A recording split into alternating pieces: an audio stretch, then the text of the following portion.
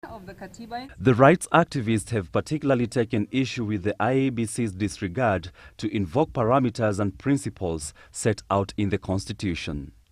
They fault the Isaac Hassan-led group for not ensuring that parties adhered to the Political Parties and Elections Acts.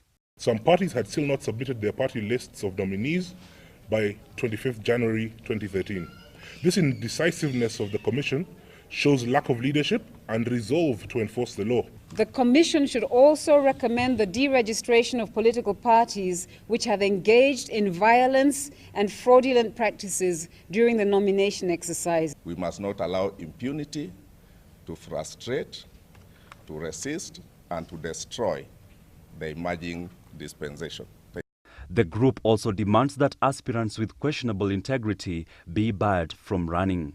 If you do anything that brings a profession or an office into disrepute, that alone is a matter of lack of integrity. We are concerned that many of the aspirants cleared by political parties do not meet the threshold of leadership and integrity as set out in Chapter 6 of the Constitution of Kenya. Of grave concern, the civil activists have cited lack of independence of the electoral body, demanding that it executes its mandate autonomously as is expected. This inability to stand firm in the face of hostility is indicative of weaknesses at the IEBC. It is reminiscent of the ugly scenes witnessed by Kenyans in 2007 when the ECK buckled to political pressure and intimidation, leading to questions over the credibility of its management of the electoral process and outcome.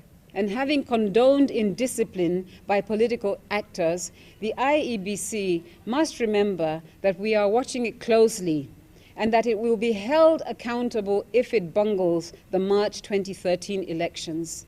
Appreciating the work of the dispute resolution panel, the rights activists have called on the IEBC to use the recommendation from the team to rein on parties and individual aspirants found to have flouted the Elections Act. But I expect that the IEBC should be showing its capacity of teeth tomorrow in terms of disbarring some candidates who may have been issued with certificates. I expect that the IEBC, the tribunal or that panel tomorrow, to even be able to sanction political parties like I'm suggesting.